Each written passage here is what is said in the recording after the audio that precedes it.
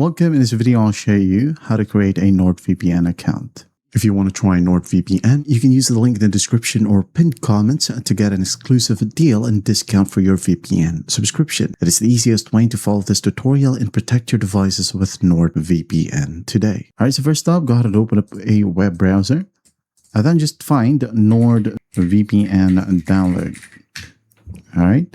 And you'll be able to see a download VPN for Windows PC or laptop, or you could get it as well on your Mac OS, Android, or iOS. All right, so go ahead and click on this link. Now for phone, you can just go ahead over to your Play Store or App Store. Now go ahead and click on Download App. Wait for it. And once done, go ahead and save it wherever you want. And once it's downloaded, go ahead and open up the installer and install the application. Once the application is installed, you'll be greeted with this page. So all you got to do is just click on Create Account right here. And a browser will pop up, or a browser page will pop up. You can choose to sign up with a Google or Apple or any other emailing service. All right.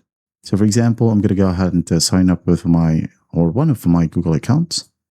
Just follow the basic prompts on how to sign in with your Google account. And as you can see here we have our NordVPN account.